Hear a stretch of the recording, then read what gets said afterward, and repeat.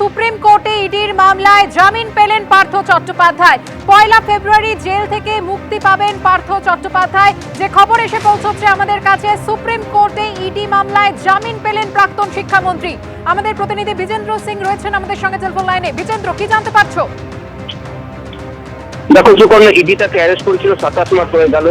আর এই টিচারের প্রথম যে স্ক্যাম রয়েছে সেটাতে 50 কোটি টাকা অর্পিতার বাড়ি থেকে উদ্ধার হয়েছিল এবং এই মামলারই তিনি বেল অ্যাপ্লিকেশন এসেছিলেন সুপ্রিম কোর্টে। এর আগে হিয়ারিং কমপ্লিট হয়ে গেছিল, অর্ডার রিজার্ভ করেছিল সুপ্রিম কোর্ট। আজকে যে অর্ডার দিয়েছে, জাজমেন্ট দিয়েছে সুপ্রিম কোর্ট, সেটাতে সুপ্রিম কোর্ট জানিয়েছে এখনই তিনি বেল পাচ্ছেন না, তবে তাকে 1 ফেব্রুয়ারি 2025-এর আগে তিনি রিলিজ হয়ে যাবেন। এটা সুপ্রিম কোর্ট তাদের যে বেল দিয়েছে সেটাতে বলেছে। তার কারণ রয়েছে, তিনি একজন প্রভাবশালী ব্যক্তি সুপ্রিম কোর্ট মনে করছে এবং তিনি যারা উইটনেস রয়েছে তাদেরকে ইনফ্লুয়েন্স করতে পারেন।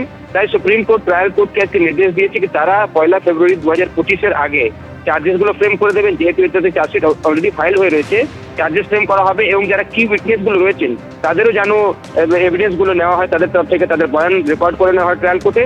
এবং তারপর 1 ফেব্রুয়ারি 2025 পার্থ চ্যাটার্জি জেল থেকে রেহাই পাবেন ইডির কেসে। তারা বলছেন সিবিআই যেহেতু অ্যারেস্ট করেছে সেই কেস নিয়ে সুপ্রিম কোর্ট আজকে বলেছে তারা কোনো মন্তব্য করছে না। ইডির কেসে যদি 1 ফেব্রুয়ারির আগে চার্জগুলো ফ্রেম হয়ে যায় সেক্ষেত্রে তিনি আগেও বেরিয়ে আসতে পারবেন। কিন্তু ডেট ঠিক করে দিয়েছে সুপ্রিম কোর্ট আজকে নিম্ন আদালতের জন্য যে 1 ফেব্রুয়ারি 2025-এর আগে চার্জেস গুলো ফ্রেম করতে হবে এবং কি উইটনেসেস গুলো রয়েছে তাদেরকে এক্সামিন করতে হবে লোয়ার কোর্টকে, এবং তারপর 1 ফেব্রুয়ারি তিনি কোর্ট থেকে রিলিজ হবেন। সুপ্রিম কোর্ট এটাও বলেছে যে যদি ট্রায়াল কোর্ট তার আগে চার্জেস গুলো ফ্রেম করে নেয় এবং এভিডেন্স গুলো তারা উইটনেস গুলোকে এক্সামিন করে নেয় তাহলে তিনি আগেও বেরোতে পারেন।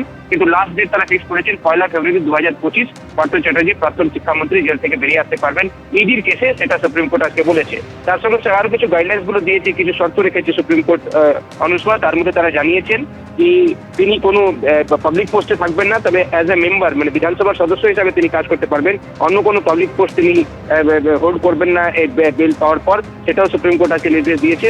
এখন দেখতে হবে কি কবে চার্জশিট গুলো ফ্রেম হওয়ার পর ট্রায়াল স্টার্ট হচ্ছে।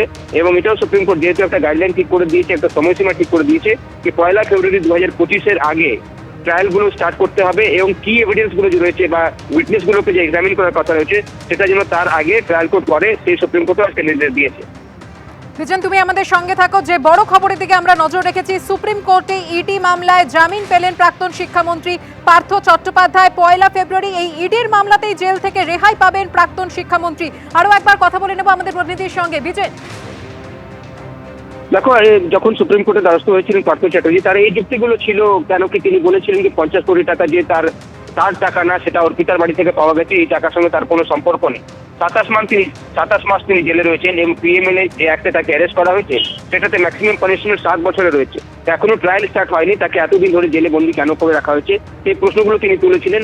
তিনি এটাও বলেছিলেন যে যদি প্রয়োজন হয় সুপ্রিম কোর্ট মনে করে তাকে রাজ্যের বাইরে রাখতে পারে বেল দেওয়ার পর, সেটাও তিনি মেনে নেবেন। তিনি এটাও জানিয়েছিলেন কি টিএমসি তার দল তাকে ইতিমধ্যে দল থেকে বের করে দিয়েছে, সেক্ষেত্রে তিনি আর প্রভাবশালীও নন, তাকে বেল দেওয়া হোক। এই যুক্তিগুলো আমরা দেখেছিলাম তার আইনজীবী মুকুল হোতকি এর আগে রেখেছিলেন। কিন্তু এই প্রশ্নটা বারবারই উঠছিল, যেটা আজকেও বেল দেওয়ার সময় সুপ্রিম কোর্ট বলেছে কি হাজার হাজার ছাত্র যারা এলিজিবল ছিলেন তারা চাকরি পাননি এবং যারা টাকা দিয়েছিলেন দুর্নীতি করেছিলেন তাদের চাকরি হয়েছে, সেক্ষেত্রে এটাকেও তারা ওভারলুক করতে পারেন না।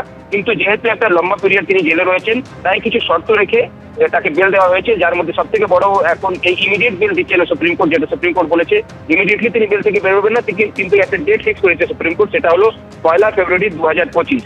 1 ফেব্রুয়ারি 2025 তিনি রিলিজ হয়ে যাবেন যদি ট্রায়াল গুলো স্টার্ট না হয়। এবং তুমি আমাদের সঙ্গে থাকো। যেমনটা তুমি জানাচ্ছিলে যে ইডি মামলায় সুপ্রিম কোর্টে জামিন পেয়েছেন পার্থ চট্টোপাধ্যায়, কিন্তু সিবিআই মামলায় কি সিদ্ধান্ত?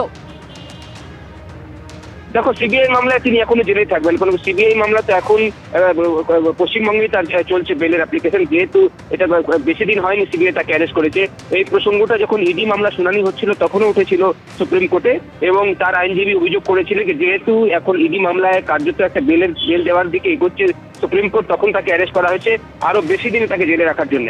কিন্তু সুপ্রিম কোর্ট আজকে বলেছে সুপর্ণা কি যে সিবিআই মামলা রয়েছে সেটাতে তারা কোনো মন্তব্য করছেন না, সেটা সিবিআই যেভাবে প্রসিড করছে করবে। শুধুমাত্র ইডির কেসে যেখানে তিনি 27 মাস ধরে জেলে রয়েছেন, সেখানে 50 কোটি টাকা উদ্ধার হয়েছিল তার বান্ধবীর বাড়ি থেকে, সেখানে তার অ্যাসোসিয়েটসরা সেখানে ইনভলভ ছিলেন, এই কথাগুলো আজকে সুপ্রিম কোর্ট বলেছে। কিন্তু তার সঙ্গে সঙ্গে যেহেতু একটা লম্বা পিরিয়ড তিনি জেলে রয়েছেন, তাই দুপক্ষকে ব্যালেন্স করার জন্য সুপ্রিম কোর্ট আজকে যে রায় দিয়েছে সেটাতে এটা জানিয়েছে ঠিক হ্যাঁ, ইমিডিয়েটলি অর্থাৎ এখনই তিনি বেল পাওয়ার পরে জেল থেকে বেরোবেন না। ধন্যবাদ।